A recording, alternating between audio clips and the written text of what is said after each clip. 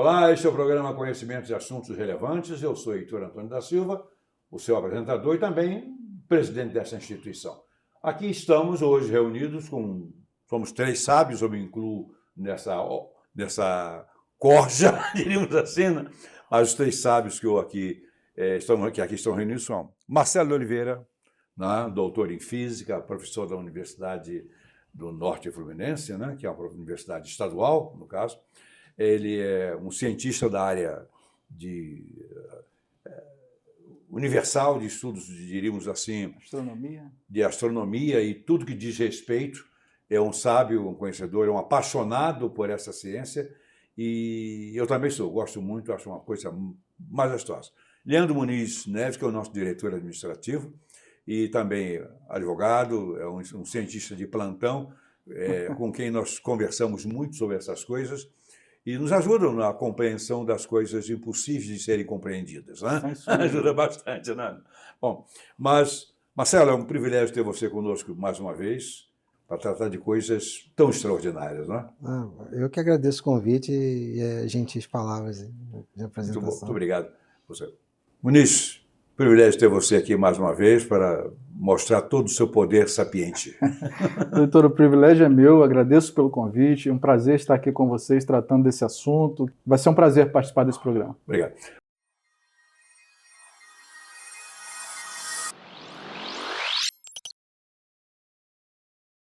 O assunto de hoje é a anomalia do Atlântico Sul. A própria palavra anomalia, que já sugere alguma coisa estranha, muita gente não sabe exatamente do que diz o verbete, né? Mas anomalia é uma irregularidade, uma normalidade, não é um fenômeno, é alguma coisa que está presente em algum lugar que precisa ser esclarecido. É com certeza uma consequência. Pode ser uma consequência de um acidente geográfico, pode ser consequência de uma desvirtualização energética, alguma coisa acontece.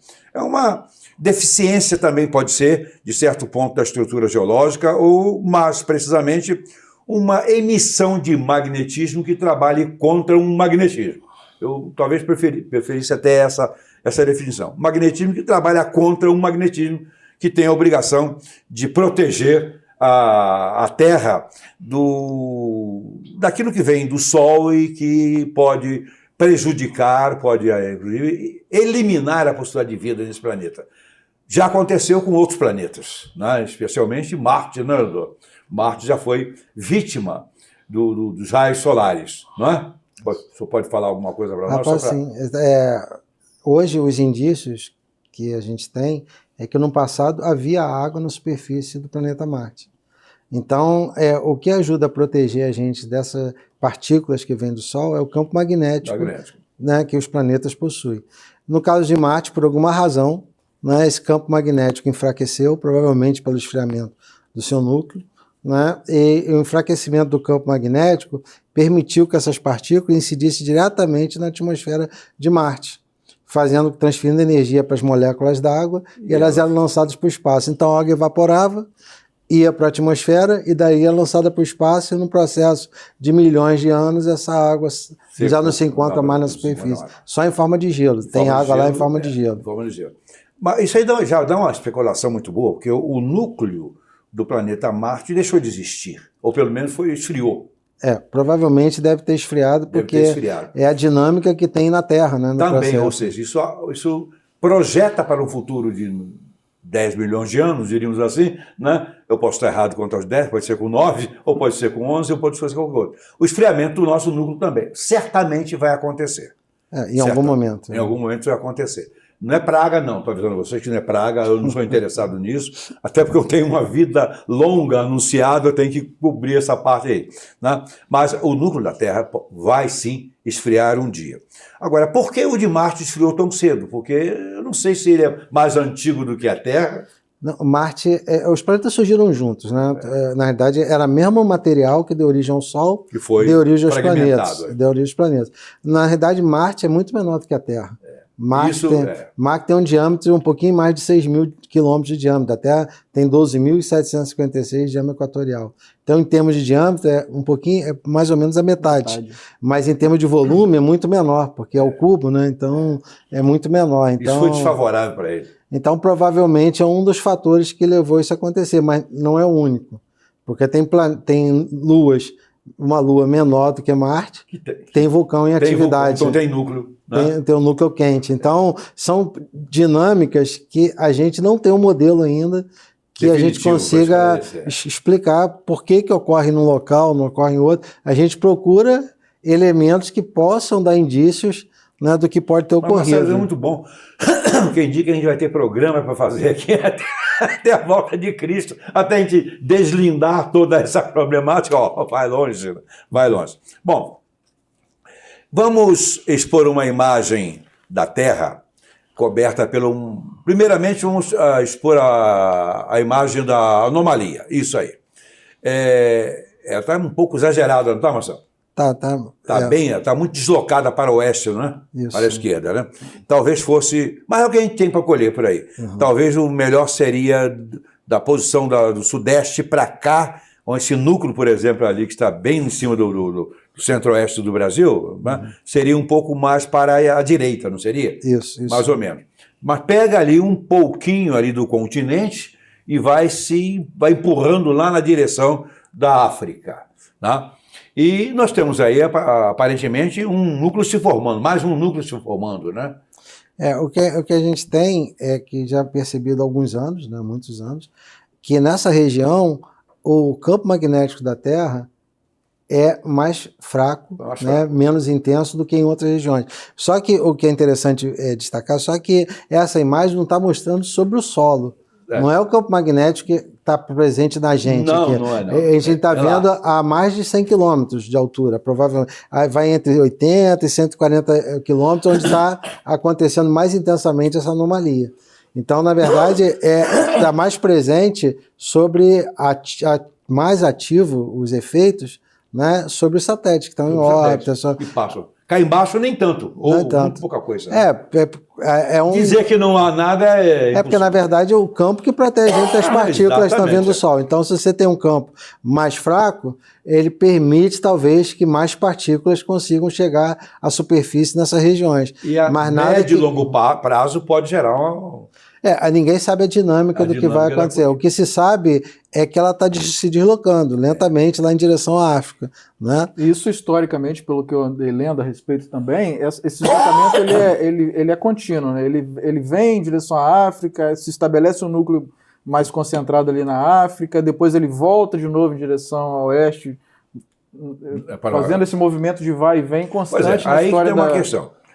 Se existe esse movimento, Marcelo, de vai e vem, não sabemos o que é um fenômeno. Porque é um fenômeno que indica que não deve ser um problema de crosta terrestre. Não parece que seja. Não, na crosta não. Na crosta não. Não é um problema. Embora, como se trata de oceano, a maior parte do campo magnético e da anomalia está sobre o oceano, a gente sabe que nos oceanos a crosta terrestre é mais fina. Mas é uma incógnita, porque no Pacífico, que é o oceano mais profundo, tem fossas com 11 toneladas, 11 mil quilômetros, 11 mil metros, 12, quase que é a altura que voam os jatos.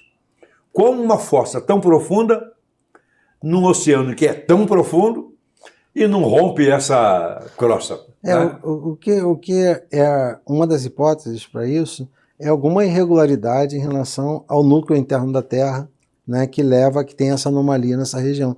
Porque esse campo magnético é gerado pelos movimentos, que a gente tem internos, né, das camadas internas da Terra. Então, por isso que a gente tem, os planetas têm esse campo magnético. Então, mas por que só nessa área aqui? Não sei, né? Por exemplo, esse porquê não há resposta. Vale considerar que nessa região, propriamente nessa região, nós temos a divisão de duas placas tectônicas, né? Que é a placa africana e a placa mas se fosse esse o fator, teria que existir também em outros locais, que tem. Só ressaltando o fato de que ali existe alguma coisa que a gente não conhece que setoriza essa anomalia aqui no Atlântico Sul. Tá? Ela não muda de posição, não vai para outros continentes, fica por aí. Algo relativamente rígido, ou seja, uma localização mais ou menos definida, está acontecendo lá no centro da Terra. Até que ponto isso afetaria somente a questão da irradiação e até que ponto isso não pode responder também por outras ameaças que nós desconhecemos? Se desconhecemos, nós não podemos nem especular, né? Mas é a verdade que temos essa sensação. Bom, a Terra ela é coberta por um magnetismo. Vamos lá, por favor, uma imagem que vai nos mostrar algo bastante interessante, que é o magnetismo.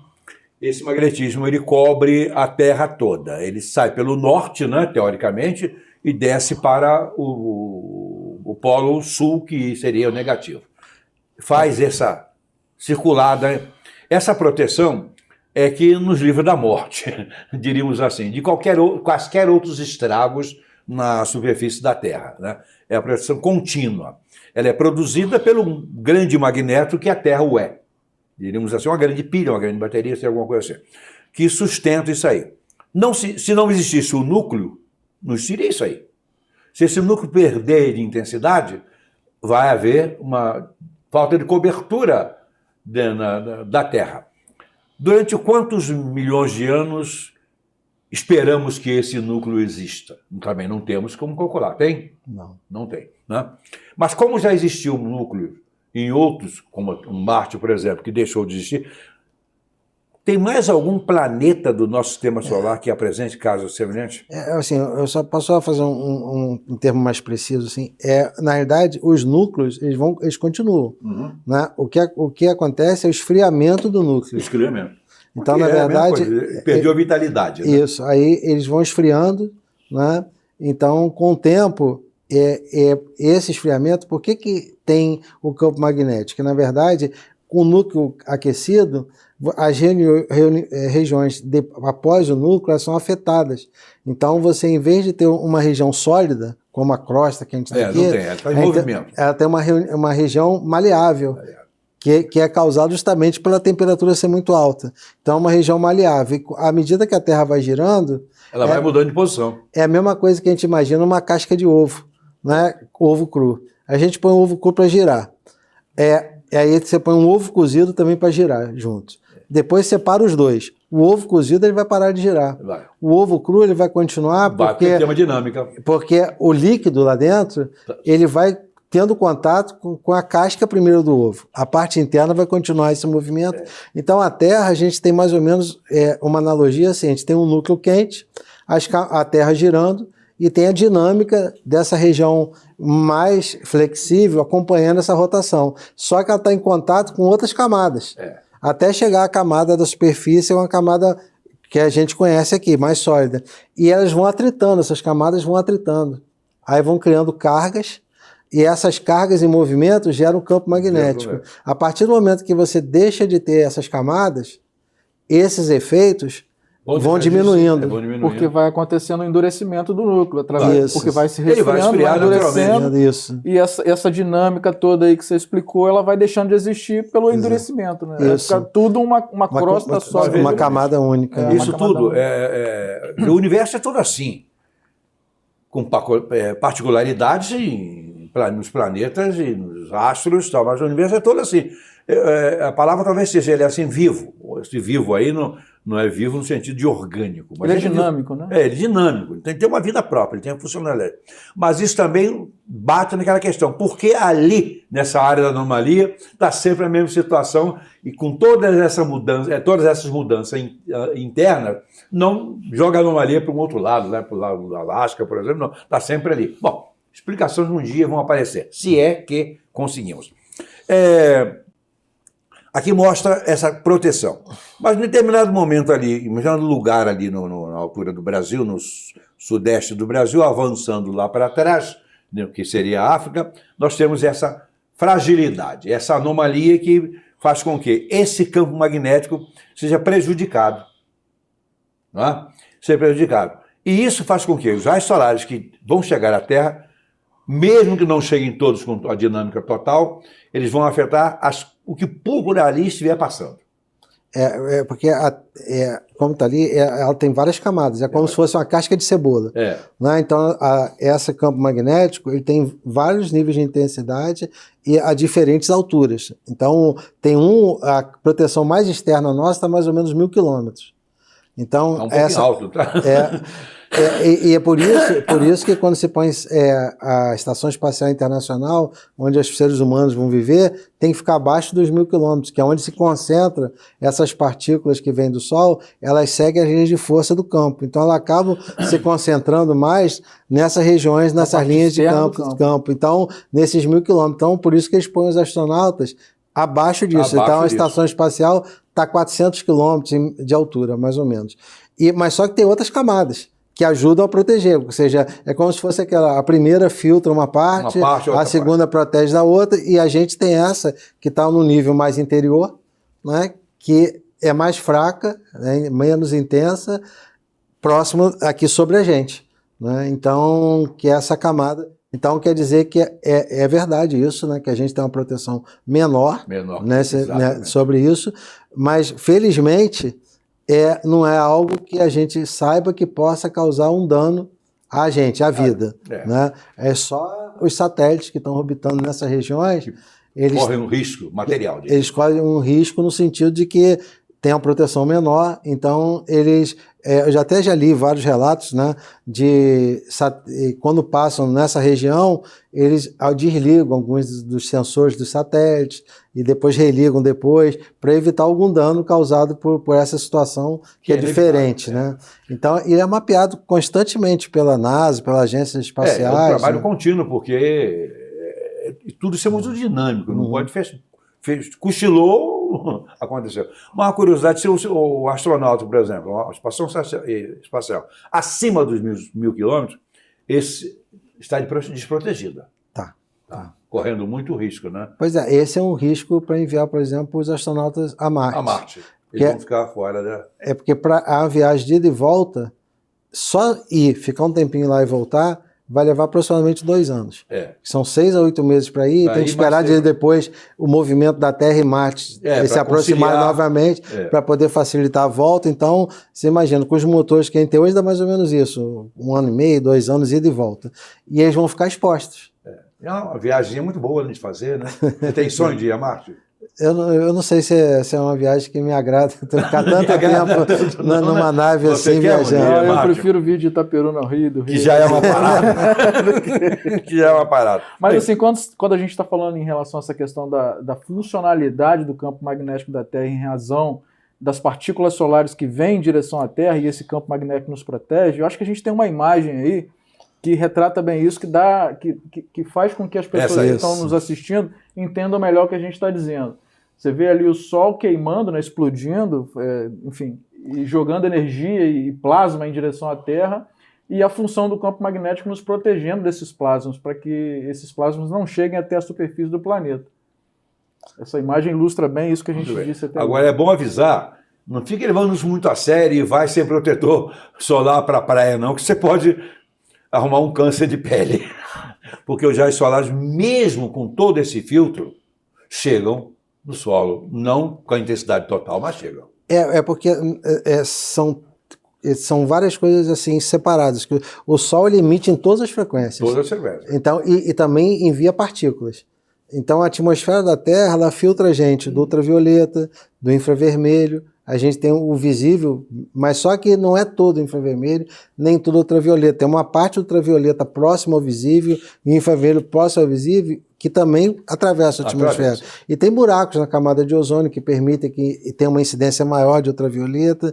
Então, essa radiação está vindo com frequência. Às vezes é mais intenso, menos intenso, mas está sempre sendo bombardeado por isso. Por isso a importância dessas medidas protetivas. Tem que estar sempre com... Tanto que todo protetor solar hoje em dia protege de UV, né? Todos eles vêm lá contra UV, porque a gente está sempre sujeito a isso. Né? E aí as partículas já é uma dinâmica diferente, porque as partículas elas chegam depois. Então quando tem uma explosão no Sol, vai chegar, a radiação vem à velocidade da luz. As partículas se movem no meio a uma velocidade menor. Então, elas levam mais ou menos 2 dias para chegar à Terra, mais ou menos. Por isso que ele tem tempo de se proteger quando acontece explosão. Aí eles avisam, ó, tá vindo uma injeção de massa coronal lá, vem partículas, aí dá tempo da gente aguardar. Aí elas chegam, elas seguem as linhas de campo magnético. E elas entram na Terra pelos polos magnéticos. Por isso que se percebe primeiro a ação delas nas auroras que você observa. Aí a gente sabe que está muito tempo. Teve uma agora que aconteceu uns 15 dias, 15 ou 20 dias, que foi tão intenso que deu para ver auroras boreais no México. E nunca tinha sido registrado. A primeira vez que eu ouço falar de um registro, uma aurora boreal no México. Então a gente tem que estar, nesse momento que a gente está falando, até um tema contemporâneo e necessário, porque o Sol está no máximo de atividade agora, nesse momento. E nós vimos, até conversando, né, na viagem, né, professor, que se fôssemos seguir os ciclos, nós diríamos que ele estaria diminuindo nesse momento a intensidade. No entanto, houve essa alteração aí, né? A atividade solar não seguiu o ciclo que se esperava do ponto de vista científico, e ele está no auge, né? Isso. Bom, o universo ele é tocado por uma dinâmica fantástica, né? O máximo que a gente consegue é descobrir uma lei aqui, outra ali, entender um pouco aqui, outra ali, mas o absoluto nós não conseguimos com facilidade. Quem sabe um dia se conhecerá tudo isso. Mas voltando a esse manto que cobre, digamos, a Terra, que é esse magnetismo, eu cogito de um detalhe. Considerando a localização praticamente um tanto quanto estática, um pouco para lá, um pouco para cá, mas sempre na mesma região, entre a América do Sul, parte do Brasil e lá o sul da África, eu não sei se, embora eu pense nisso, eu especulo de existir mais alguma coisa nessa estrutura da Terra, o que poderia torná-la mais frágil ou verdadeiramente se ela é mais frágil do que em outros lugares. Não sei, não, isso aí já não é uma coisa dessa área, é uma coisa mais da geofísica, diríamos assim, né? Mas se existir uma fragilidade nessa área que justifique essa localização, ainda que com certa mobilidade, isso pode projetar para o futuro uma catástrofe aqui na Terra. Não sei se aconteceu em outros planetas, mas vamos supor que essa crosta terrestre que ali se encontra em alguns lugares com 5 quilômetros de extensão, quando em outros lugares normais nossa superfície chega a 40, eu acho muito pouco. Isso é alguma coisa preocupante. Então eu estou pensando em mudar da proximidade do Oceano Atlântico para o interior do Brasil. É só uma brincadeira, né? Vamos agora um pouquinho para uma água, um café se alguém ousar trazer, e voltamos já com o segundo bloco. O IBEMP, Instituto Brasileiro Evangélico Memória Pastoral de caráter filantrópico, associou-se ao Banco Santander, que administra fundos financeiros, e criou um plano de investimentos com alta rentabilidade. Convidamos você para se associar e, assim, realizar os seus sonhos com segurança e tranquilidade. Venha para o IBEMP. Saiba mais em ibemp.com.br. Voltamos com conhecimentos de assuntos relevantes agora no segundo bloco para falar do núcleo da Terra. Vamos mostrar aquela figura bonita, onde a gente tem assim, a Terra fatiada, né? Um fatiamento da Terra para a gente verificar. Eu acho isso aí muito interessante, essa figura é muito bonitinha. Nós vamos começar do centro, o núcleo. O núcleo sempre vai existir, né, Marcelo? Sempre vai existir.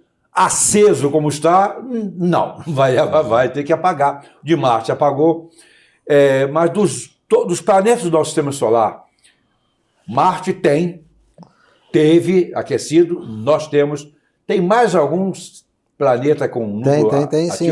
Vênus, por exemplo, Vênus tem vulcão em atividade. Que beleza. E o Vênus é um efeito estufa permanente, está sempre coberto de nuvens. Próximo do Sol também, né? Ele está sempre coberto por nuvens, então ele é uma panela de pressão. A temperatura lá vai mais de 400 graus Celsius na superfície, então é um local... E lá nem sombra tem, né? A água está em quase... Não, lá não tem. Existe água... No estado líquido, não. Não, está sempre no estado gasoso ali. E muito pouco, né? Porque o núcleo dele é basicamente CO2, né? Desculpe, a atmosfera dele composta de CO2. Então, tiro de canhão constante, contínuo. Está sempre com vulcões em atividade. E o vulcão é um indício que tem um núcleo muito quente. Tem um núcleo quente. Então, Mercúrio nem falar, né? O Mercúrio tem um efeito do Sol lá, que os efeitos de Mora ao maré lado, do o Sol inimigo dele mora ao são lado, muito né? intensos, então é um mundo à parte também, né? E a gente tem depois os gigantes gasosos, que tem Também tem núcleo. tem núcleo, muito menor do que o tamanho, porque são gases, né, É. que estão ali na maior parte da composição dele, mas ele tem um núcleo muito denso mesmo, né, e girando, então, com os mesmos efeitos que tem nos outros planetas. E o efeito de gravidade lá é terrível também, né? O campo magnético são mais. O campo gravitacional é maior. São muito né? maior. Mas tem a surpresa de ter luas que são pequenas, né? E E que orbitando, que tem, por exemplo, Io tem vulcão em Tem vulcão. atividade. Quer dizer, é uma lua quase que planetária, quase um planeta. É uma lua de Júpiter, Io, que tem vulcões em atividade. Então, é um mistério, assim, entender. Mas ela é muito grande também, né? É grande, mas não é mais ou menos um pouquinho menor que Mercúrio. Não é uma das luas gigantes de Júpiter. São 4 luas gigantescas: Io, Calisto, Ganimedes e Europa. O Galileu viu pela primeira vez com a luneta. Nomes vocês colocaram nos filhos de vocês, tá?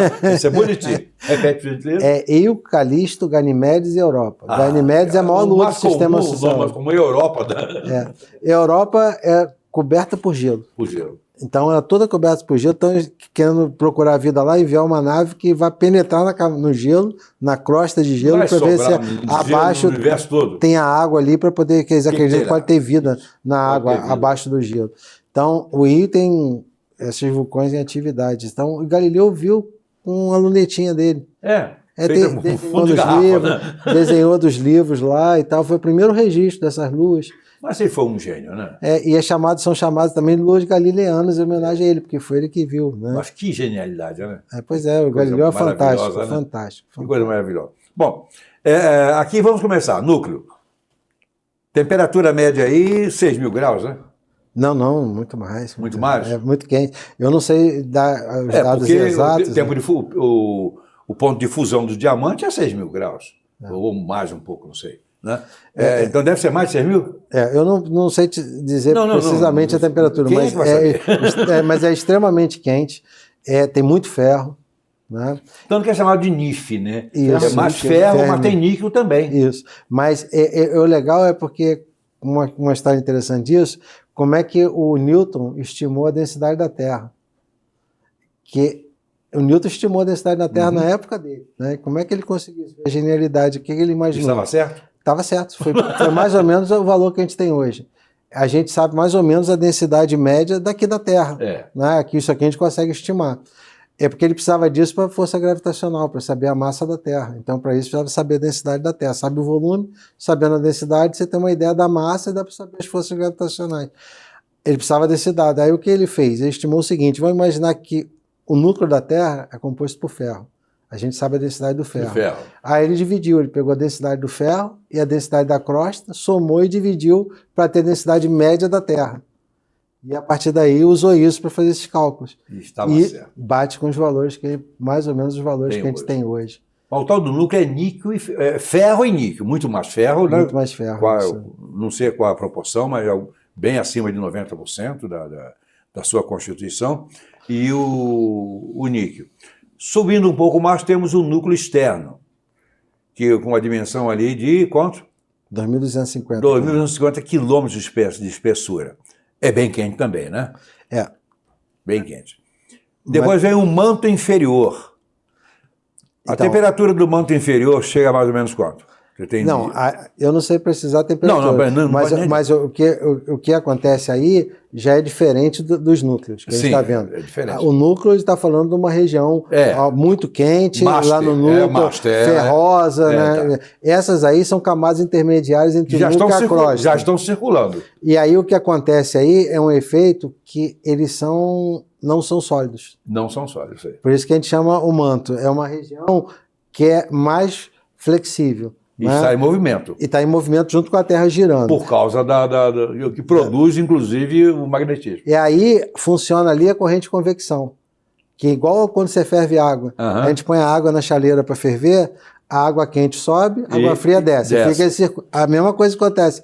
Ele esquenta e tem a corrente. E isso que faz com que tenha terremotos, essas coisas todinhas. Porque as placas tectônicas estão sobre essas regiões, o manto superior ali. Então, ele vai fazendo essas correntes de convecções e a gente está sobre isso. a crosta. Então ela vai se movendo de acordo com os movimentos que tem no manto. É isso que dá a vida que ela tem, né? Isso. Produz essa dinâmica lindíssima que é. Então tá tudo, além de girar, ela tem os movimentos de convecção delas, né, da região mais quente subir, a região mais fria ficar mais densa, descer, e daí tem essa dinâmica toda acontecendo dentro da Terra. Por isso que eu acho que é uma coisa interessante que algum fator, que a gente não pode precisar o que faz com que a gente tenha essa anomalia, provavelmente causada pela fonte do campo magnético da Terra. Mas no mesmo lugar, sempre. Mas não é curioso, pois né? Não, é algo curioso que... Não se sabe qual é a razão, mas isso pode estar relacionado ao material que compõe uma dessas camadas. Eu tenho uma ideia, ou calo entre uma camada e outra. Ou pode ser Claro que é brincadeira, uma falha. Não sei. Mas é mais ou menos, eu vi algumas hipóteses, e uma dessas fala nisso, numa irregularidade causada por alguma deformação numa dessas regiões, justamente naquela direção. Então... Ou seja, uma bobagem dita pode ser científica. Mas alguma coisa tem, que à toa não é. Pois é. Não vai coincidir, nada coincide no universo. Tem que ter a fonte, né? O campo magnético, se ele é mais fraco, é porque a fonte naquela região... Algo causa isso. Algo está causando, ou a geração, ou algo que seja empecilhando... Que traz alguma interação com o campo magnético causando isso. Então, mas é algo que existe, real, e que talvez a gente ainda não saiba mensurar os efeitos, né, para o futuro precisos disso. Né? Mas é algo realmente que tanto que é algo que é necessário ter cuidado, porque é monitorado com frequência. Né? Então ninguém vai monitorar algo que não tenha necessidade nem nada. Né? Isso não sabemos o que, mas pode ser uma ameaça. Pode. Sim, até porque ela hoje está concentrada aí mais ou menos a altura de 100 metros, como o professor explicou, que atinge teoricamente a camada mais baixa dessa proteção, né? Mas isso pode se expandir e começar a subir, começar a comprometer essa atmosfera aí de tal forma que daqui a pouco a gente tem incidência de plasma direto. Esse manto superior... A dinâmica a gente não sabe. Né? Não sabe. Exatamente. O manto superior já tem uma temperatura, embora esteja muito próximo de nós, a temperatura dele ele é vivo, ele flui, certo? Mas na faixa dos 3.400 graus, por aí. Pode ser um pouco mais, claramente ninguém filma termômetro lá para medir, né? É uma coisa muito... O manto superior. O manto superior está em contato direto, mas se movendo com a crosta terrestre. E a crosta terrestre, nela está a litosfera, também se move, ela também se movimenta, ela não é rígida também, né? Esse movimento dessas placas tectônicas. Estão andando para lá e para cá, né? Causadas justamente pela dinâmica dinâmica da Terra interna, né? Então, a Terra é uma coisa viva. Quando eu falo viva, eu não estou me referindo ao organismo animal. Estou falando uma coisa com uma dinâmica que a torna existente, funcional, útil e perfeita para a vida. Né? Então, a camada, digamos assim, a amplitude, diríamos assim, térmica em que existe vida na Terra é muito tênue, é muito pequena. E quantos planetas se encaixam nisso aí? No nosso sistema solar, nenhum. Né?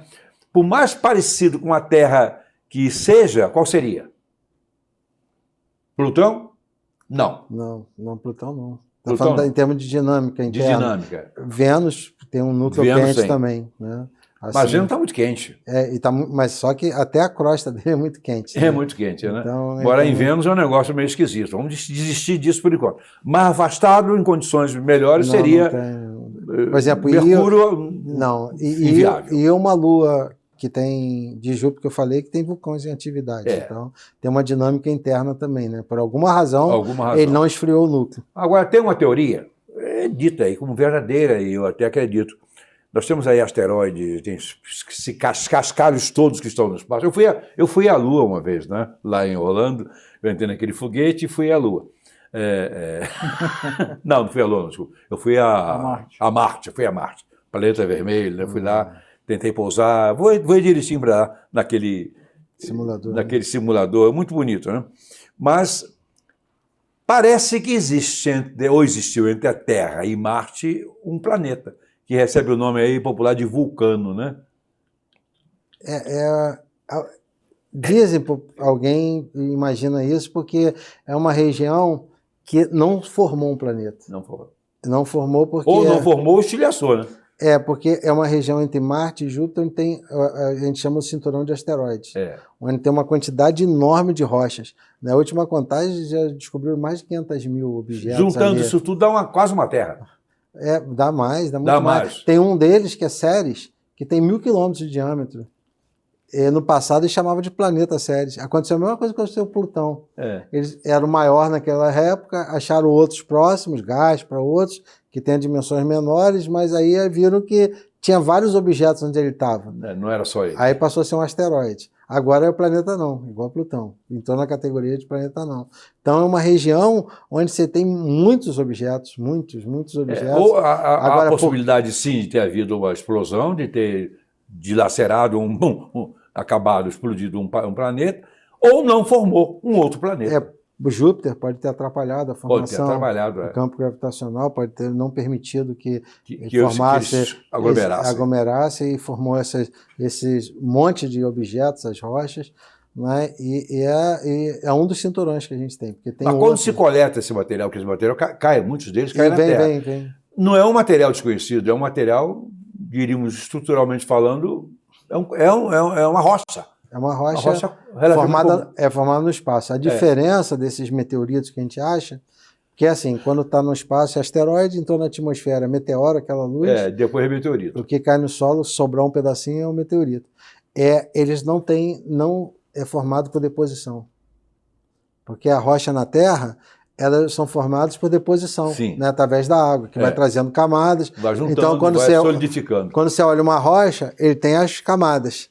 Esse material que vem do espaço não se forma assim, eles vão aglomerando por acreção, eles vão sendo pegando força da gravidade. Para a força gravitacional. Então, quando cai aqui, esse material ele tem uma estrutura diferente. Apesar de ser os mesmos elementos, eles não são formados por deposição, não tem camadas. Pelo mesmo processo. Né? Mas eles são os mesmos elementos, até porque o professor já falou anteriormente no início do programa que tudo se formou de uma única origem material. Mas sim, não tem como ser diferente. Não tem que ser diferente, né? Agora, nós temos a Terra, é maravilhosa, bonitinha, nós temos os vulcões. Os vulcões são, diríamos assim, eles são tremendamente úteis, né? Se a Terra não tivesse vulcão, teoricamente ela explodiria, né? Teoricamente, não sei se na prática. Os vulcões são, naturalmente, um material que sai do manto superior, que sai por frestas, né? por pequenas aberturas, enfim, a Terra não é um material compacto no sentido que nós conhecemos como uma coisa compacta. Ela tem rachaduras, né? São placas, né? São placas. O estudo mostra que nós tivemos aquela fase da Pangeia, então elas foram se movimentando, fechando, mas elas não estão hermeticamente fechadas. Então, um buraquinho aqui, o material sobe, e isso é o vulcão. É importante para a vida da Terra? São importantes os vulcões para descompressurizar? Não, sim. Os vulcões, eles estão... O que a gente conhece hoje, a estrutura que a gente conhece hoje da Terra, vem também desse material que vem do interior da Terra e forma essas estruturas que a gente conhece. Por exemplo, como é que a gente teria essas montanhas? Todas elas são ígneas, né? Então, elas são formadas através de encontros dessas placas tectônicas, separação das placas tectônicas. Quando se separa, você tem um magma subindo, formando estruturas. Então, grande parte do que a gente tem surge dessa dinâmica que é onde aparecem os vulcões também, né? E até em razão disso que vocês estão dizendo, é importante considerar que essa imagem que a gente está vendo aqui agora é uma imagem ilustrativa para fins de estudos, porque não existe essa separação exata entre as camadas. E de qualquer maneira é muito pior do que você está vendo aí. Elas estão sempre em movimento, né? Até quando o professor explicou aqui que o núcleo ele vai esfriando e vai subindo para a próxima camada, em compensação vem material da próxima camada esquentando e descendo para o núcleo, esse movimento em direção ao interior da Terra e em direção à superfície, ele é constante, né? É constante. Dentro dessas Agora, uma coisa também interessante é que esses vulcões, a estrutura da Terra, o lado de fora da Terra que a gente conhece, todas as montanhas são de origem ígnea, todas elas são de origem de vulcanismo. É comum você de ouvir dizer assim, tem uma montanha lá em cima e tem um vulcão. Não, aquele vulcão lá em cima que fez aquela montanha. Né? Ele foi acumulando, e é uma rocha tremendamente sólida, estupidamente dura. Né? É um material que não é comum na crosta terrestre, é mais profundo. Ele está na crosta, mas ele veio de profundidades onde se tem um material com maior intensidade, etc. Bom, mas isso aí que nós vimos é interessante, mas eu quero verificar uma coisinha interessante no meu modo de pensar. Existe a chamada astenosfera, que é uma região fraca, diríamos assim. Alguma coisa disso que nós estamos falando tem relação com a atenosfera? Porque a astenosfera e a litosfera são camadas do manto superior. Do manto superior. Então, e elas são as que são mais próximas da crosta terrestre.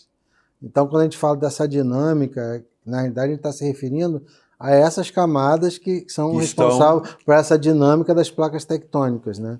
São as que são mais próximas da superfície, diríamos. Isso, do pé da crosta. A e uma coisa interessante da crosta é a espessura dela.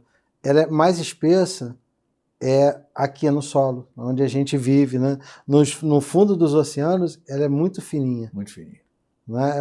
Então, quando você fala de 8 a 40 quilômetros, essa espessura menor está se referindo à região abaixo dos oceanos. Abaixo. Que é onde normalmente acontece o maior número de vulcanismo, né?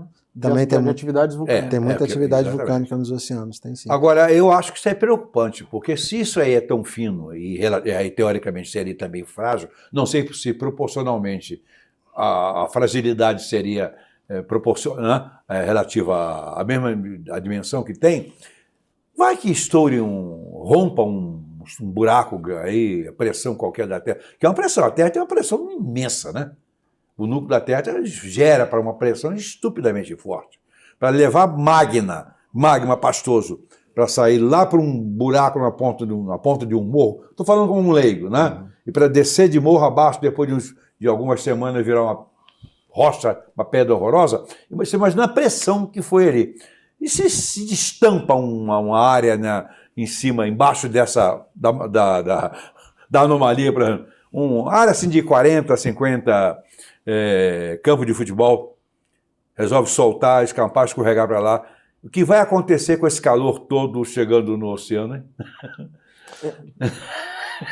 Assim, eu não sou... É uma especulação eu não sou absolutamente idiota, tá?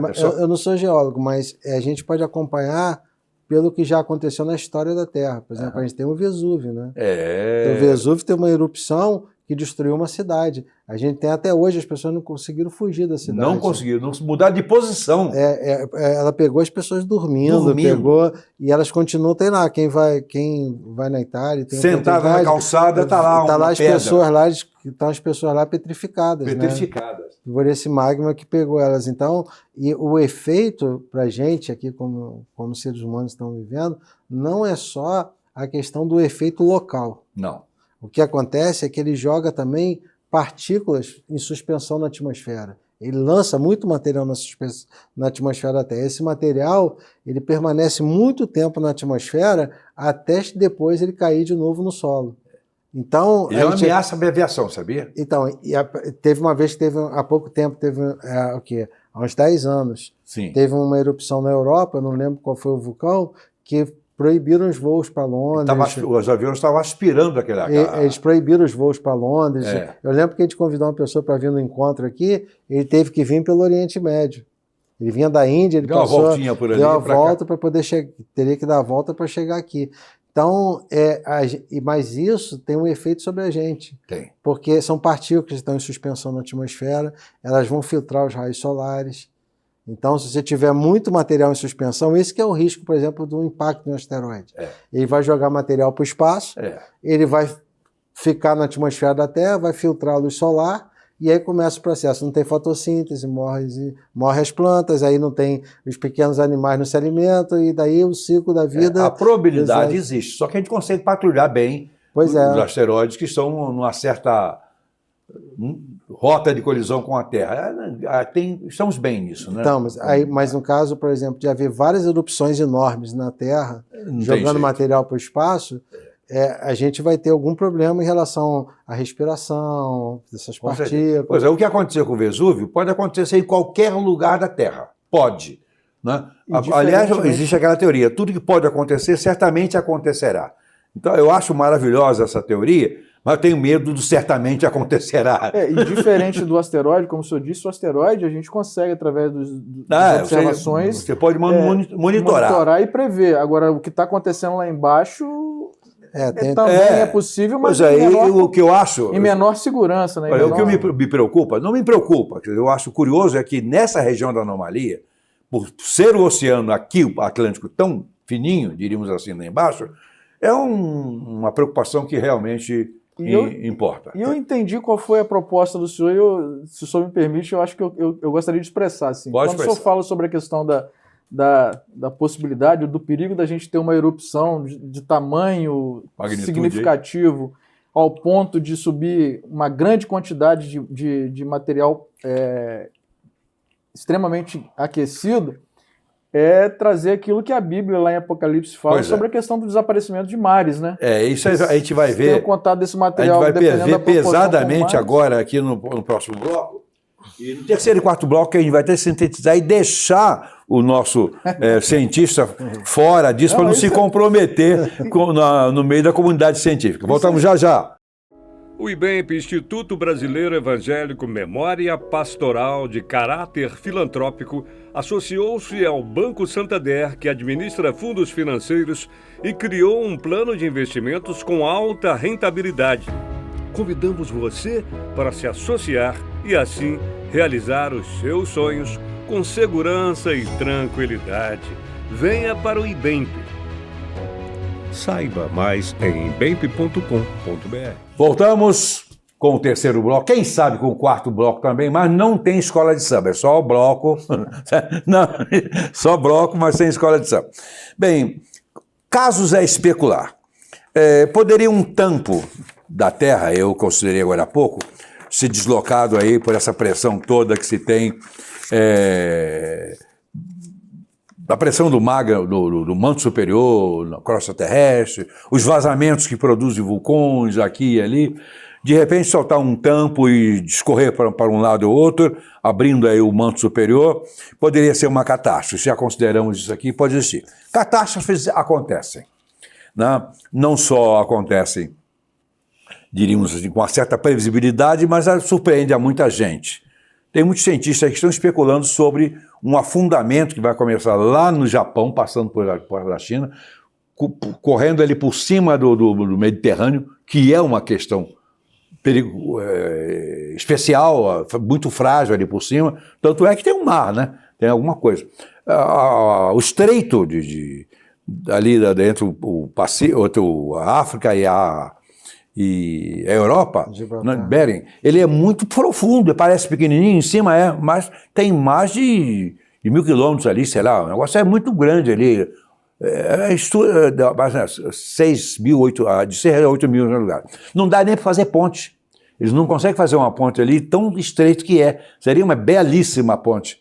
Mas tem um outro problema, também esses dois lados se movimentam, tem certa flexibilidade, né? Então eles não fazem ponte por dois motivos. Primeiro, uma flexibilidade do continente africano em relação ao europeu, né? E a profundidade é terrivelmente grande, né? Mas se acontecer uma catástrofe dessa natureza, vamos esperar a evaporação do mar, mas a verdade é que realmente a Bíblia diz que vai existir, não vai haver mar mais. Mas tem uma imagem aí, não tem, Unis, que você me apresentou, a respeito da Terra sem mar? A gente tinha essa imagem. A gente pode apresentá-la no segundo momento, eu acho, mas ela não está ali no escopo. Não está no escopo ali, né? Bom, é uma visão, evidentemente, tecnológica da exclusão da água da Terra, né? A verdade é que existe água, existe a camada sólida, ela está por aí, flutua para cá, os oceanos se intercomunicam, todos eles, oceanos e mares, a água é uma só, né? A água é uma só, mas a respeito desse tampo aí, há uma situação escatológica que eu gostaria de deixar bem claro, que o nosso entrevistado, Dr. Marcelo, ele não responde por teorias escatológicas, ele é um cientista, tá? É uma obrigação minha, porque nós não podemos envolvê-lo nem contaminá-lo com uma ideia teológica e isso prejudicá-lo na sua carreira de ida a Marte, né? Você tem vontade de ir a Marte? Eu não sei se eu Aguentaria os 2 anos de viagem? Mas é um feito para a humanidade, né? Não, mas, mas é uma curiosidade, né? É um troço maravilhoso, né? Ah, se eu pudesse viajar pelo universo todo, mas eu tenho que deixar de ser matéria, para ter que ser antimatéria, para viajar naqueles motores de dobra, você lembra? Aqueles motores de dobra, sim. você pode sair do tempo e do espaço. Isso é possibilidade, mas não é invencionice, não. Isso é coisa que existe na ciência, né? Se especula na ciência. Bom, mas então eu não posso comprometer o Dr. Marcelo com ele não tem qualquer responsabilidade com as especulações que vamos fazer aqui, não. Tá, senhores telespectadores? Isso aí é coisa nossa. Ele pode até meter o bedelho. Até hoje eu não sei exatamente o que é bedelho, né? Ele pode dar a opinião dele. Mas agora a fundamentação da ciência teológica, que é uma ciência, que é a escatologia. A palavra escatologia significa estudo das últimas coisas. E sempre existiu últimas coisas para muitos, né? E há uma expectativa bíblica de que o mar não vai existir, de que... A Terra será plana. Hein? A Terra será plana. A Terra será plana, né? Enfim, isso aí o vulcanismo explica, né? Pode explicar, não, etc. Mas, a verdade, tem muitas coisas previstas na Terra, seres humanos, seres vivos que vão sair da Terra. É difícil imaginar, né? Eu estou citando o que a Bíblia diz. Então, essa situação de caráter escatológico, né? O Lago de Fogo, ela faz referência a um lago de fogo. Não sei o tamanho, não diz onde, mas nessa região de anomalia do Atlântico Sul, alguma coisa estranha existe que faz com que fique só ali e não circule a Terra toda. Porque não passa lá pelo Polo Norte, não dá a volta lá pela Austrália e Oceania, está sempre ali. Então alguma coisa indica que existe ali. É curiosidade minha. Pode existir uma fragilidade, pode acontecer alguma coisa. Lá em Apocalipse, capítulo 19 e 20, 20 e 10, tem um caso lá interessante a respeito desse poço do abismo, que, em outras palavras, seria o inferno. Em outras palavras, não tem nada a ver com ciência aí. A escatologia prevê a existência do inferno, do lançamento de perdidos no inferno. Os 2 primeiros a serem lançados no inferno é a besta e o falso profeta. Besta tem muito aí, mas vamos escolher só 2 para jogar lá. Mas besta tem muito aí. Essa é uma situação de especulação curiosa que a gente tem da existência desse lago de fogo. Seria o quê, em termos absolutos? Em termos científicos, né? Em termos de fé, de religião. Bem, anomalia e escatologia. A escatologia é uma ciência que cuida e estuda os acontecimentos dos últimos dias. Muitos desses acontecimentos estão sendo, há uma certa indicação, porque há a referência de que nos últimos tempos vai existir guerras, rumores de guerras, terremotos, coisas que a gente está identificando, que estão acontecendo, que falam do espectro terrestre. Terremotos, essas coisas. Realmente está havendo muitas coisas. Do lado social, político, etc., a gente vê também uma instabilidade enorme no mundo hoje. O mundo está preparado para acabar. Basta um maluco apertar um dos botões vermelhos, né? Que vai sair míssil para todo lado jogando bomba atômica. O que temos de bomba atômica? Não, atômica é coisa de criança brincar, né? Bombinha de criança, né? São as ogivas hoje são de um potencial estupidamente. Qualquer bomba daquelas 2 que foram jogadas não significa nada diante do que existe hoje de potencial. Basta aquele maluco lá da Coreia do Norte apertar um botão, ou o chinês, etc., e os russos, e imaginemos quantos outros lugares tem na Terra com esse potencial de destruição. Então a Terra realmente ela está por um fio, levando-se em consideração a irresponsabilidade dos seres humanos, né? Levando-se em consideração a irresponsabilidade.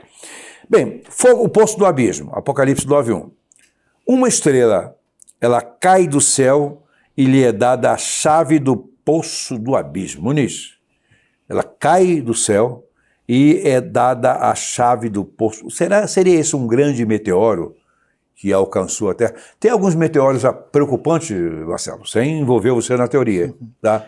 Tem alguns meteoros preocupantes circulando por aí? Tem o Apophis, né, que todo mundo fala, né? Em 1929 vai passar próximo daqui, depois vai retornar mais próximo.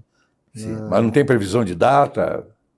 Então, 2029. 2020, desculpa, ele vai passar mais próximo. 2029 está bem perto aqui. Que aí o efeito da gravidade da Terra vai mudar a trajetória dele, ele não se sabe no retorno que ele vai fazer, se ele vai chegar mais próximo. Você tem como mandar um endereço para ele?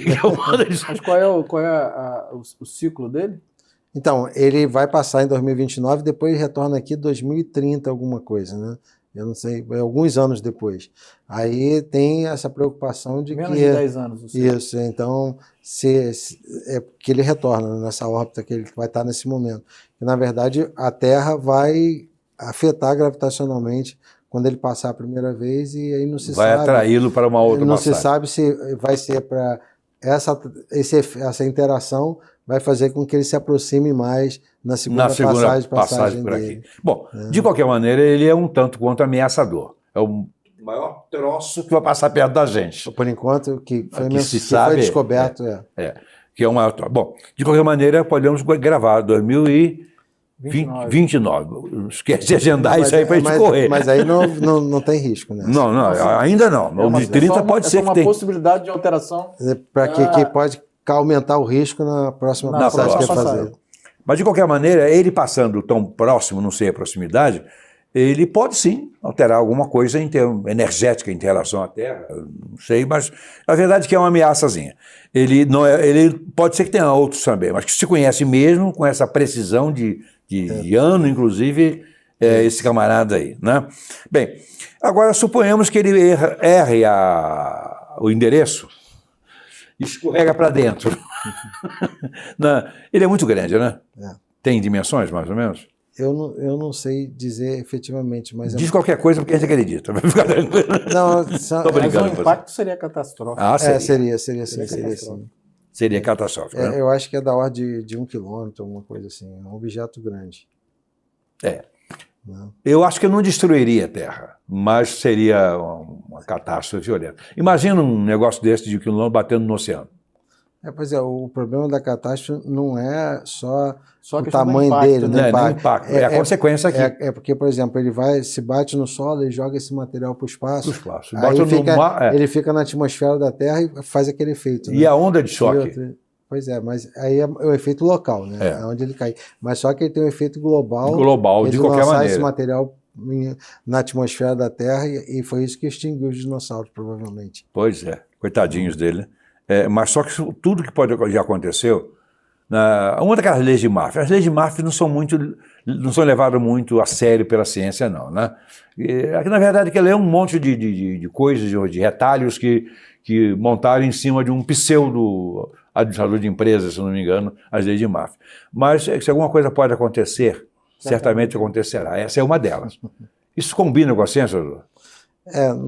A gente somos otimistas, né? A gente acha que a gente consegue, pelo menos, prever com antecedência e se proteger. Mas é o máximo que a gente consegue, enfim, em termos de uma catástrofe dessa natureza, o máximo que se pode fazer é prevenir. Bom, já é um bom negócio.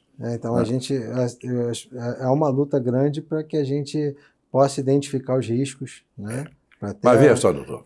E de repente até adotar algumas ações que possam minimizar esses riscos. Olha só, não é comprometendo de jeito nenhum, mas quando se fala em uma estrela caindo do céu, é bíblico, é uma probabilidade científica. Não como estrela, certo? Porque estrela seria pegar a mais próxima e jogar aqui em cima, não dá, que é o Sol. Não dá, certo? Porque a Bíblia é escrita numa linguagem, a linguagem dos homens, não é a linguagem de Deus, é na linguagem que a gente possa entender, a linguagem dos homens. Uma estrela, qualquer coisa acesa que cai do céu, na linguagem de João, o evangelista, o João o João que viu a visão, lhe pareceria uma estrela caindo do céu, uma coisa acesa. Qualquer coisa acesa de dimensões bastante grandes, né? Não são esses meteoritos que a gente vê caindo por aí, não. Será tomado como sendo uma estrela. Porque toda a visão foi retratada dentro de uma cultura. Dentro de uma cultura, dentro de uma informação, de um conjunto de informação que aquele homem tinha. né? Essa uma estrela cai do céu, é perfeitamente provável que se refira a um meteoro gigante chegando na Terra. Vamos esperar o 2029 para ver se é o caso. Se é o caso. Bem, ela abre o poço do abismo, que pode ser, na linguagem religiosa, o inferno. Mas, de qualquer maneira, ali serão lançados a besta e o falso profeta e depois o diabo, né? Esses três são os primeiros a serem lançados. Primeiro 1000 anos, 1007 anos mais ou menos. Depois, o terceiro, que é o diabo. Mas vamos esperar para ver. Eu espero, eu fico tranquilo. Tem tempo para isso, né? Da Terra também vai sair, desse lago de fogo, uma intensa fumaça. Eu não vejo. Os vulcões esperem fumaça, provavelmente? Sim, né? Veja bem, eles esperem fumaça. O que eles têm é nocivo. Já derrubou aviões, jatos, porque entupiram. As turbinas foram impregnadas por poeira, foram jatos pequenos. Depois passaram a evitar, hoje eles não cruzam a linha de ascendência de um vulcão de jeito nenhum, porque eles sabem que é uma ameaça. Tá? Então, dela sai como que gafanhotos. Mas interessante, você já leu, que esses tais gafanhotos também é a visão que um homem tem daquilo que saiu de lá.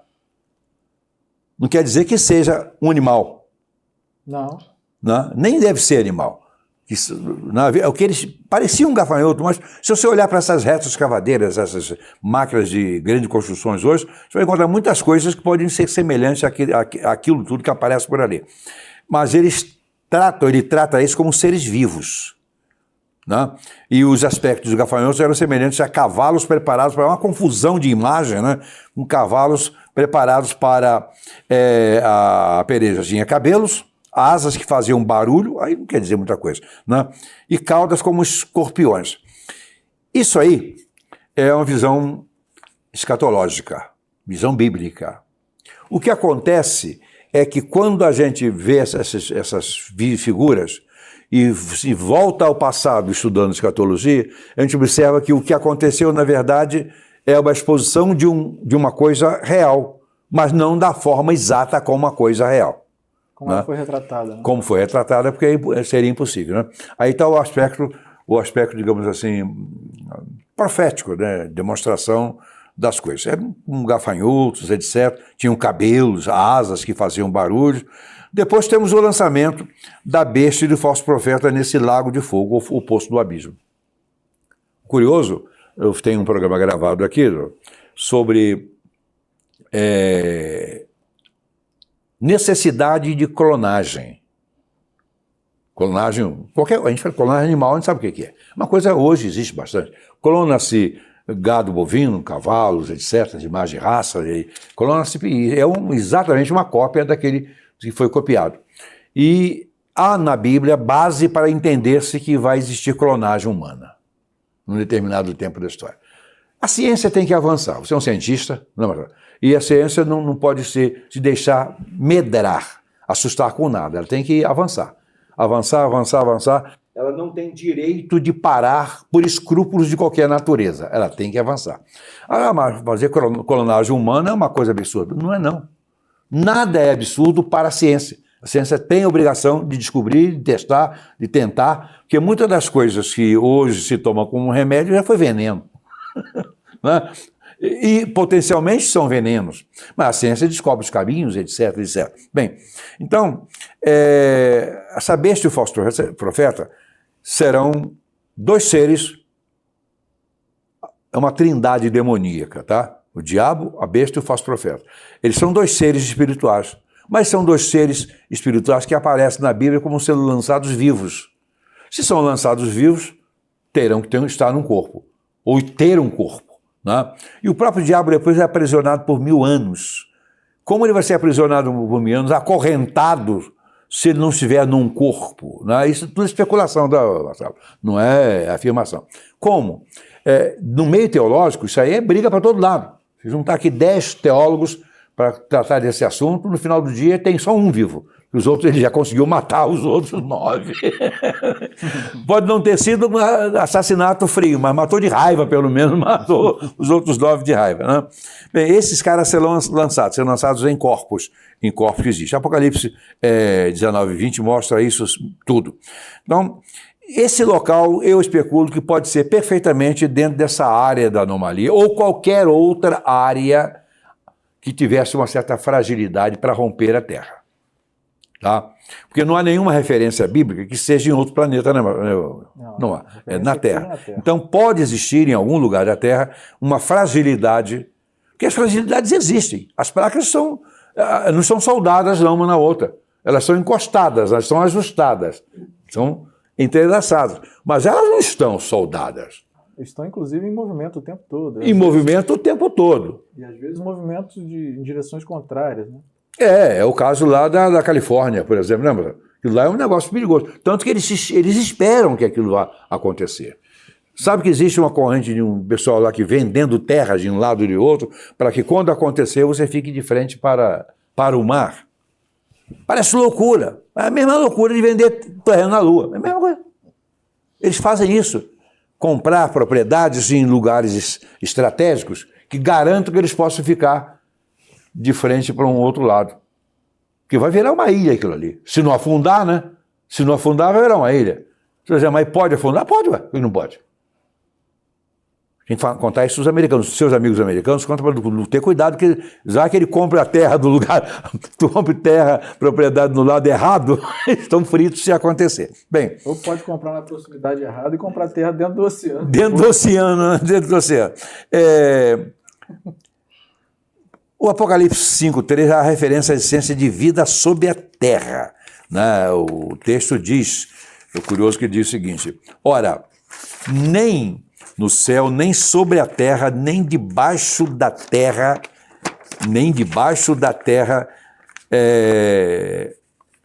ocorreu aí debaixo da terra, ninguém podia abrir o livro, nem mesmo olhar para ele. Aí complica. Eu não faço a menor ideia do que possa existir. Se por cima da terra já está complicado, embaixo da terra o que pode ter vida, além das minhocas, além das minhocas, né? E também não estão tão lá embaixo assim, né? Porque se for entrando, descendo também é complicado. Isso tudo são textos bíblicos que mostram uma catástrofe universal do final. Tá? Essa catástrofe universal vai ocorrer na Terra por coisas naturais, que vão coincidir com uma determinação espiritual. Mas tudo que pode acontecer na Terra, e vai acontecer, vai seguir normas naturais, porque todos... Você vai dizer, esse pastor é maluco. Não sou não. Quando os Jesus Cristo faziam um milagre, ele usava uma regra natural, que nós desconhecíamos algumas delas, nem todas. Por exemplo, a catalepsia, por exemplo, não...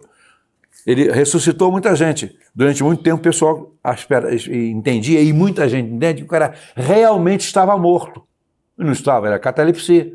Então houve um milagre? Houve, porque eu não conseguiria fazer aquilo. Houve, mas era uma catalepsia. Então todos os fenômenos que são previstos na Bíblia ocorrerão de uma maneira absolutamente natural. Você concorda comigo? Sim. Né? Natural. Em termos. Em termos? Sim, não. Porque tudo tem que ser em termos, não tem ninguém aqui... Não conhece tudo absolutamente. Ninguém conhece tudo absoluto. O cientista aqui, que é da área da astronomia, que pesquisa isso todo dia, pelo menos 1 ou 2 vezes por ano ele é surpreendido, como todos nós fomos surpreendidos com essa atividade intensa do Sol nesses últimos meses, diríamos assim. Isso não estava nem previsto, né? O Sol tem um ciclo, né, mais ou menos de 11 anos, que ele tem um máximo e um mínimo. Então, a previsão é que o máximo dessa vez ocorresse em 2025. Mas desde o final está apressado, né? Desde o final de 2023, ele tem mostrado sinais de muita atividade e as medições que a gente tem hoje de intensidade superam a expectativa? A expectativa, inclusive, para o máximo em 2025. Que a gente esperava que fosse um máximo não tão intenso como está sendo. Então, provavelmente existem 2 hipóteses agora que a gente está considerando. A primeira é que o máximo antecipou. Isso acontece, porque eu sei que é de 11 anos, mas ele pode ser de 9 até 13 anos. Então, ele oscila, né? Tem uma amplitude aí. Então, pode ter sido que o ciclo tenha antecipado. Ou o cenário mais preocupante é que, na verdade, o ciclo não antecipou. É um prenúncio de que ele vai aumentar a intensidade quando tiver no máximo em 2025. O que é pior.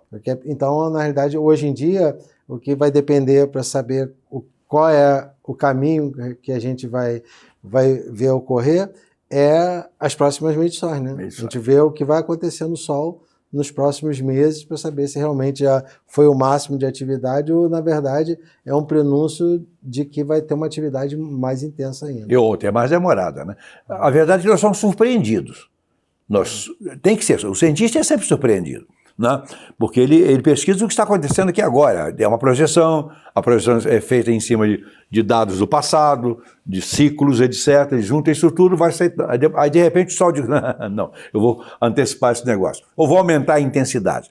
Então nós não podemos confiar no Sol. Ele não é digno de confiança porque ele tem... Porque quando se trata de fenômenos naturais, você não pode ter certeza de nada. Você pode fazer uma projeção em cima de dados. Em cima de dados, em cima de coisas do passado. De ciclos que já aconteceram. De ciclos, você faz um apanhado. Mas e projeta. Cravar um acontecimento com extrema precisão e certeza é quase que impossível quando se trata de fenômenos naturais. Até o próprio nome e no caso do Sol, ele tem uma importância estupidamente grande, porque ele é o que detém, digamos assim, o poder absoluto em cima de todo um sistema. A gente está falando que a gente está na Terra relativamente confortável, no terceiro planeta por ordem de afastamento da Terra, mas esse Sol que nos influencia lá o coitado do Plutão que está... Se existisse gente lá, nem saberia que existiria a Terra. Claro, não tem nada a ver. Mas ele polariza, ele gravitaciona tudo isso. Todo esse sistema corre em torno dele. Quer dizer, qualquer coisa que aconteça lá vai alterar para todos, não vai ser só para a Terra, não. Coitado de Mercúrio e Vênus, porque pela projeção eles serão engolidos praticamente. E é importante ressaltar também que não é um sistema estático, né? O Sol está em movimento no universo. O conjunto todo se movimenta. Mas não é só isso, o conjunto todo se movimenta dentro da galáxia e a galáxia como um todo também se movimenta dentro do universo. É que a gente tem diversas escalas, né? A gente tem o nível nosso aqui do sistema solar. A gente tem o Sol como uma estrela de uma galáxia, que é o caso da Via Láctea. E por exemplo, o Sol leva 230 milhões de anos aproximadamente para dar uma volta completa na galáxia, né? Mas dá a volta. Dá a volta, né? Ele está num braço de Órion, mais ou menos 20 e poucos mil anos no centro. E já se conhece o núcleo da galáxia? Se imagina que sejam buracos negros, né? Um buraco negro. E essas galáxias, elas formam conjuntos. Então a gente tem um aglomerado de galáxias, tem superaglomerado de galáxias. Então a dinâmica é constante, né? Então tudo está se movendo. Até para contar é difícil. Se eu for contando, tem que pendurar um númerozinho lá para você ideia, você já incluir. É uma coisa. Tem cientista que existe 1 bilhão de galáxias. Qualquer número que você puser. Tá bom, porque você não tem como provar o contrário. Não tem. Isso aí são especulações baseadas em os dados que a gente tem observacionais. Você pega aqueles dados observacionais e daí extrapola, né, para imaginar como seria, mas tudo isso se baseia em algumas hipóteses, né, que a gente tem que levar em conta. A gente considera que o universo todo é composto pelo que a gente conhece. Né? Então, mas não é. Com certeza não é. Mas a ferramenta que a gente tem. É o que se tem. Então a gente imagina que todos os elementos que a gente conhece são os que existem no universo. Essa é a primeira consideração. Bem lógica, né? Lógica. A gente tem que usar o que a gente tem aqui, né? Mas ninguém pode dizer que é uma hipótese real, né? Verdadeira. É uma hipótese que a gente tem que usar para poder criar um modelo, né? Então... essa que é assim que a ciência evolui, né? Sim. Mas vamos me cuidar, uma curiosidade. A busca da verdade sempre, né? Constante. Sempre. Né? E é mutável, né? Porque pode aparecer você vai descobrindo coisa, vai mudando. Que a gente não consegue interpretar. E aí que eu acho que é interessante, nesses momentos que a gente está vivendo agora, de muitas notícias que estão circulando de todas as formas, é que muita gente compara a ciência com a opinião. né? O cara fala, a ciência muda, mas eu posso ter uma opinião também. Não é a mesma coisa, né? A opinião é a nossa visão que a gente tem de alguma coisa baseado no que a gente ouviu. Eu prefiro ter uma opinião com certa fundamentação na ciência. Eu não consigo ter uma opinião absolutamente isenta da ciência, que é impossível. Nós somos seres humanos, né? Temos credos, religiões, isso tudo coloca na cabeça da gente, no nosso ser, informações de posturas que nos levam a pensar a respeito disso ou daquilo de uma maneira tal. Mas interessante que a Bíblia se refere também a uma coisa curiosa com relação a um mar de vidro, um mar de ouro na forma de vidro. Como é que você entende isso? Olha só, é um mar de vidro na forma de ouro puro. Como é que você vai imaginar ouro em forma transparente? Né? Complexo, então, né? É complexo. A ciência hoje não tem explicação. Porque, na verdade, a Bíblia se deixa revelar.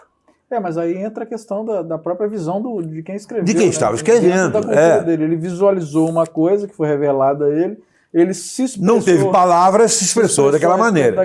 Daquela coisa que ele visualizou, da forma como ele tinha ali conhecimento, do que ele tinha conhecimento, da forma como ele conseguia se expressar. Pois é, então por isso nós chegamos à seguinte conclusão. Não dá para radicalizar com nada, à exceção com aquilo que é a essência da fé. Tanto quanto o cientista também não pode radicalizar em nada contra os princípios da ciência. Ou daquilo que é experimental. Que é experimental e no método cartesiano. Né? Porque a ciência, na verdade, a imaginação você pode ir para o final do universo. Você pode extrapolar. Extrapolar, mas a ciência não pode. A ciência tem que trabalhar com os parâmetros do conhecido, das leis conhecidas, e haja leis, né? E haja leis nesse universo para gerir todas as coisas. Não tem nada que esteja acontecendo na Terra que não esteja prevista em uma ou outra lei, ou em outra lei. Mas essa Terra é viva, teologicamente tem um fim, há um novo céu e uma nova terra para serem constituídos. Uma reconfiguração da Terra, na pior das hipóteses. E isso é perfeitamente normal, até pela ciência. Né? Até pela ciência. Porque o que se destrói na natureza, no universo? Nada. Né? Isso é Lavoisier que chegou a uma conclusão magistral, né? Na natureza nada se perde, nada se cria, mas tudo se transforma. Não pode, porque se perder, deixar de existir é inconcebível no universo, né? Agora é ciência, Marcelo. Deixar de existir é inconcebível. Né? O que existe é isso. Por exemplo, é o mesmo ciclo de vida, nascimento, vida e morte. É eterno. É eterno. Para tudo. Né? Como a gente, as estrelas também têm nasce, vive e morre. Só que esse morrer também, Marcelo, não significa destruição da coisa, significa apenas uma mudança de... É uma reconfiguração. Uma reconfiguração. Quando nós começamos esse programa, nós falamos sobre isso, né, que toda a matéria que formou o sistema solar, os planetas, né, do sistema solar, ela tem uma origem única. Isso. Por isso elas são comparáveis em termos com a matéria que tem na Terra, a matéria que tem em Marte, enfim. Porque elas têm uma origem única. O fim do ciclo de uma estrela é o início do ciclo de outra estrela. De outra estrela. Que está nascendo. Daquele mesmo material. Daquele mesmo material. Ou de parte dele. Junto com outros materiais de outras estrelas. Que ou até de outras estrelas que podem ser agregadas ali. Né? Aliás, o grande fabricante de estrelas deve ser o buraco negro, né? O buraco negro é o fim da vida da estrela. É o fim da vida dele. Mas significa o início também. Daqui a pouco mais vai nascer de novo. O buraco negro é um objeto bem exótico, né? Assim, né? Que a gente tem no sistema solar. Eu juro que eu gostaria de conhecê-lo.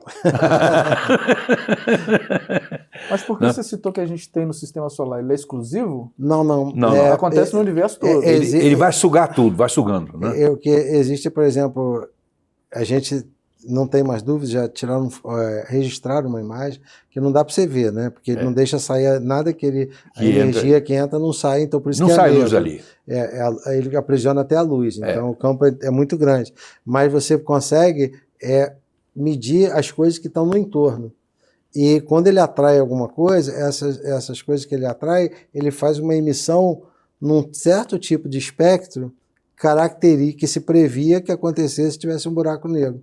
Então você não consegue fotografar o buraco negro, mas você consegue ver o comportamento no entorno. E aí já tem indícios, a gente acredita que já tem imagens desse objeto, ou seja, não dele, mas aonde ele está. A concepção que ele deveria ter. Porque tem imagem do comportamento leva a crer que ali você tem um buraco negro. Então, e aí como tem que ser no núcleo da galáxia, tem um campo gravitacional muito intenso, hoje a hipótese mais aceita é que você tem um objeto como esse no centro da galáxia. A gente está orbitando em torno dele. Aí a pergunta, será que ele vai engolir a galáxia toda um dia? Então, a dinâmica, ela faz com que a gente fique distante desse risco. Né? Na verdade, ele é mais como se fosse no centro da galáxia, como se fosse o poder central dessa galáxia, como o Sol é aqui. Né? Então, ele está orbitando esse objeto. Né? Mas existe algum estudo científico no sentido de que esse buraco negro ele vai se expandindo à medida que ele vai... Existem várias dinâmicas para o buraco negro. Né?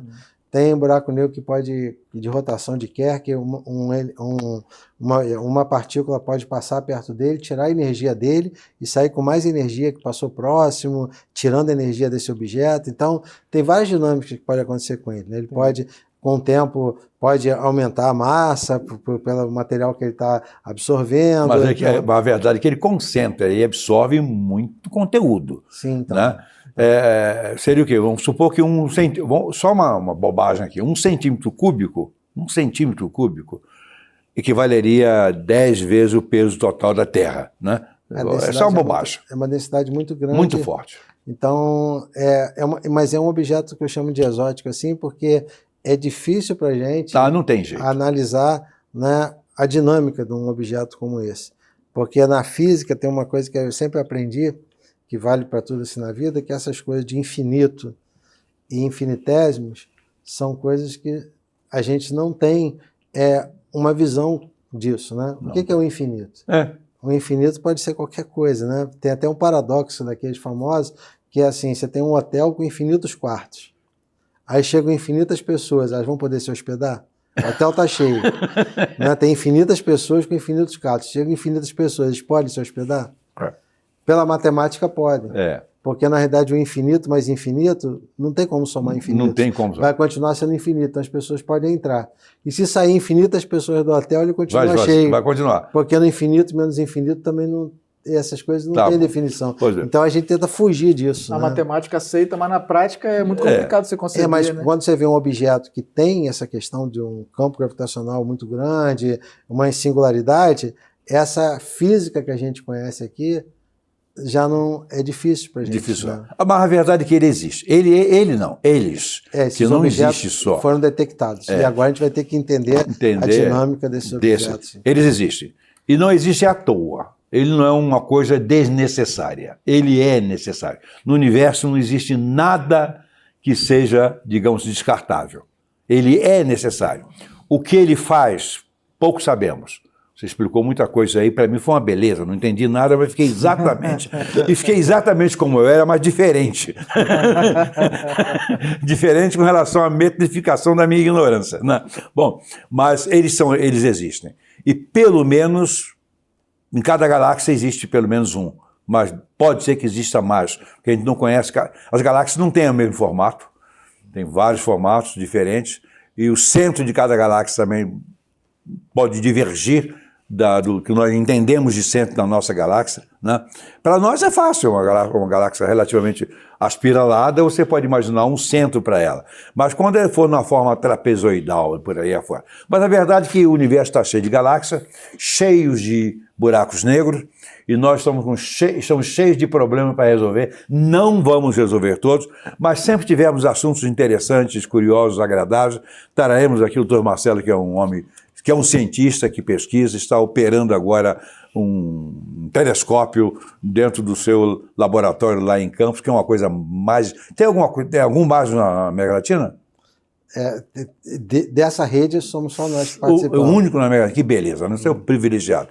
Eu quero fazer uma visita para conhecer essas coisas todas maravilhosas do universo e de repente pegar uma carona num rabo de foguete desse qualquer e parar em outra galáxia, né? Mas nós teremos coisas aqui interessantes, curiosas, não batemos o martelo em nada, mas sabemos que as coisas são como são e não como gostaríamos que elas fossem. Tudo nesse universo é como é. E não como gostaríamos que fosse. Quantas coisas nós imaginamos que podem ser e quantas coisas nós imaginamos que podem não ser. Mas a verdade é que tem um jeito de ser para cada coisa. Tá? Marcelo, obrigado pela sua presença, foi muito bom. Eu só queria fazer uma consideração Por favor. em relação àquilo que a gente tratou aqui. Assim. A gente entende, o senhor já falou sobre isso, e parece que tem um pensador também que já falou essa frase, que se uma verdade existe com outra verdade, elas não se contradizem. Porque se Não, são foi eu verdades, mesmo. Foi o sábio aqui que falou, que produziu. uma verdade não tem como contradizer outra verdade. E se a gente entende que ciência, através do experimento, é uma verdade, e se a gente entende que teologia é uma verdade, porque nós acreditamos Tem que ser componíveis. nessa teologia, elas têm que se complementarem ou falarem A frase da é a mesma seguinte, coisa.